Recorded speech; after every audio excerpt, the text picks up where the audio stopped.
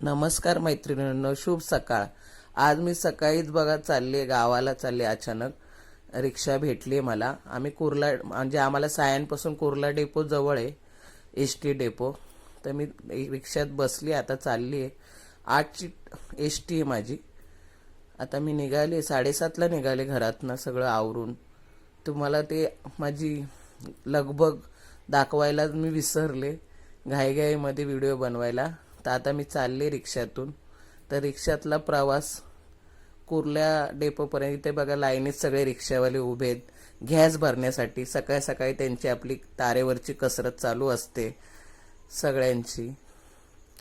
तर मी अचानक गावी का चालले की उद्या अक्षय तृतीया आहे, लग्न आहे माझ्या भाचीच्या मुलाचं. तेव्हा मला जावं लागलं अचानक. आणि 13 तारखेला, सॉरी 13 नाही, 12 तारखेला 10वा आहे. आमच्या नंदीचे सासू ऑफ झाले, त्याच्यासाठी मी निघाले. मुलगा आणि मिस्टर जाऊन आलेत, आता त्यांना सुट्टी नाही, आता मीच चालले. तर चला, आपला डेपो आता आलाय. हा कुर्ला डेपो आहे, एस टी डेपो. तर चला बघा, एस टी डेपो, कुर्ल्याचं एस टी डेपो. बसले मी इथे, वेट करते एस टीची. बघा एसट्या आपल्या लागल्या आहेत हळूहळू, एक एक एक एक वेगवेगळ्या गावच्या एसट्या येत आहेत. आपली काय अजून आलेली नाहीये. मी बसले बघा, आली एस टी. लालपरीचा काही वेगळाच थाट असतो, गावाला जाणारी ही लालपरी. मी आता वेटच करत बसले, काय करावं म्हणून मी व्हिडिओ करायला परत बसले की तुमच्याशी काय बोलावा. आणि तेच बघा एस टी आली. आता मी एस टीत चढते. आता तर लोक गावाला अजून जातातच आहे. मे महिना अर्धा संपत आलाय तरी. ह्या साईडला आता मी विचारले कंडक्टरांना का कुठे रिझर्वेशन आहे. त्यांनी मला सांगितलं ह्या साईडला तर, डाव्या हाताच्या साईडला तर सगळीकडे रिझर्वेशनच होतं. मी आता इकडची सीट पकडून आपली बॅग बिग ठेवते आणि बसून घेते आता मी. तर चला आपण जाऊया गावाला, गावचा प्रवास चालू करूया. आता बॅग ठेवली मी वरती. तर चला बसूया. हाय, कशा आहात?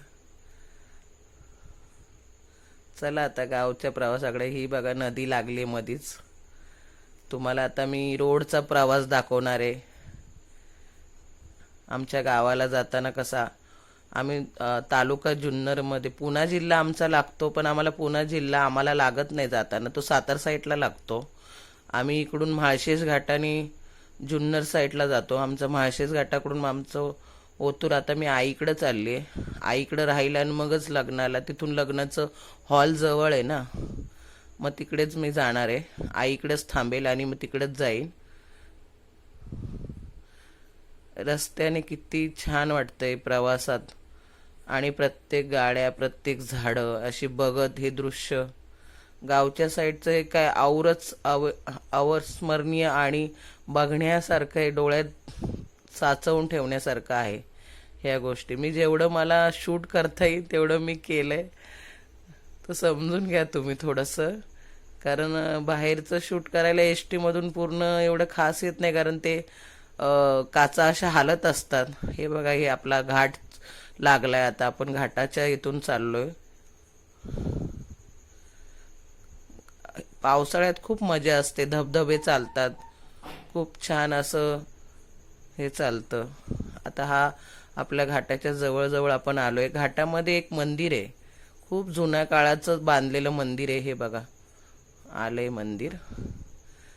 खूप जुन्या काळात घाटात बांधलेलं मंदिर आहे. पूर्वी याच्या एसटीतून पैसे फेकायचे, आता ते बंद केले. का देवावर असे पैसे फेकू नये म्हणून त्यांनी आता ते बंद केले. ते छान केले ते काम सरकारने. आता हा बोगदा लागला, या बोगद्यातून आता आपण बाहेर पडलो का गावाच्या दिशेने सुरू झाला आपला प्रवास. गाव जवळ आले आपलं. हे बघा, आलंय गाव जवळ. हिरवं हिरवं दिसायला लागलं पुण्याकडचं.